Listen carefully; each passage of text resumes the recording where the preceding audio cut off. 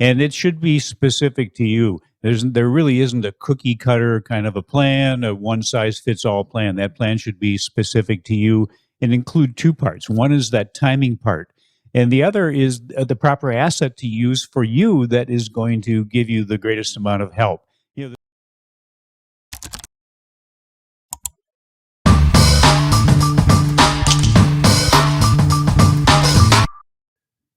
Welcome back to Investing with Confidence. I am your host, Joshua David, having a great time in studio with my good friend and my great pal. He is the mastermind, Mr. Al Connickson. Also, don't forget to subscribe to the podcast. Wherever you listen to podcasts, also check it out on YouTube. You might actually catch a outtake or two. And Al, as I ended the last segment, we've been talking a lot about building, right? Mhm. We've been talking about bulldozers. We've been talking about saws. We've been talking about drills and drill bits. Well, I want to continue that discussion on building something, Sure. but I want to talk about building a proper investment plan. And we've been talking a lot about tools. You need the proper tools within that plan for whatever that retirement or maybe that accumulation objective is. Talk about some of those tools within that investment plan that might be needed for people that want to maybe self-direct and make their own decisions. Yeah, well, as I mentioned earlier, the plan really should include the end point, what you want the future to look like for you financially. Then you can identify the proper way, the most effective and efficient way of getting to that end point for you. And it should be specific to you. There really isn't a cookie cutter kind of a plan, a one size fits all plan. That plan should be specific to you and include two parts. One is that timing part, and the other is the proper asset to use for you that is going to give you the greatest amount of help.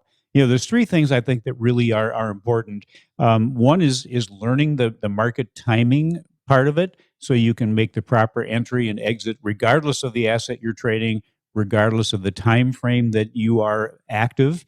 One is diversification, is being properly spread out, but with different assets, not just having a portfolio with a lot of different individual stocks or mutual funds. It's assets that may not be correlated to each other. It's the leveraged assets. Well, first of all, let me ask you this. Would you rather have each dollar be worth have $1 worth of value, or would you rather have each dollar that you have maybe $5 or $10 or $20 or $100 worth of value? I think most of our listeners would probably take the second one. Sure, and that's leverage. That's what the big institutions are using. That's why even people like Warren Buffett. Warren Buffett uses leveraged assets, although that's not what he tells the public to invest in.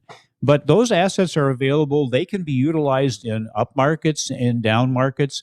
That's part of a proper plan. It's the timing mechanism, and then the right assets to use, and then eliminate the fees. And you eliminate fees by self-directing, as Josh had mentioned before. Self-directing is just having an account set up. If it's a retirement account, it's a self-directed IRA. You can roll your 401k money into that when you leave a company for any reason, when you retire. A lot of our students, once they have exceeded the portion of their employer-sponsored retirement contribution that is matched by their employer, will put it into a self-directed IRA. A lot of people are probably wondering, do you pay taxes on that? Because that's probably a concern for people, is they don't want to pay taxes. Is there a tax when you roll it in? No, there's no tax when you roll it in. There's no penalty if you roll it from an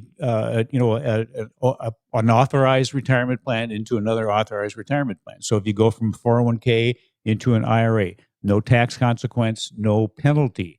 What you probably don't want to do is to take the money, have it come to you in the form of a check or cash, and then look at maybe investing it later, because you do have a period of time that you can do that without the penalty. But better just to do a direct rollover.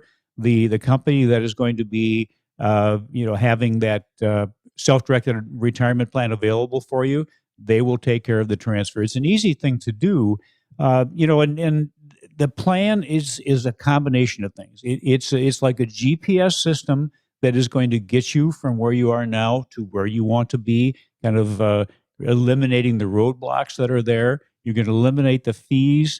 And also, one of the things we haven't talked about is emotions. Because you talked about buying wholesale, selling retail. That's buying low, selling high. And everybody knows that's what you're supposed to do. But the truth is, that is the most violated rule of investing. As human beings, the emotions we have will have us doing exactly the opposite. We will end up buying high, buying right at the peak of a market, or selling at the low point of a market. A proper plan should control those emotions by having a set of rules, a step-by-step process you follow. Yeah, I'm glad you brought that up. Having the proper GPS for what your objective, and then clearing that pathway. So, El, with when you're talking more about these tools, you need that proper tool to get there. I mean, you're not going to use a hammer to cut a 2x4. I mean, you probably could Take a technically cut it, long time but to do I'm that. sure you're not going to use that. You're not going to be very effective that way. Mhm. But unfortunately, there's a lot of people that are using the wrong tools within their accumulation years and their distribution years, which would be their retirement. So that's why now is the time to learn, but learn how to do that, learn how to manage it prior to moving like 401ks and IRAs, as I was talking about. So learn how to do it, learn the skills, build those skills, and then be able to do that, just to do it with more comfort and also confidence.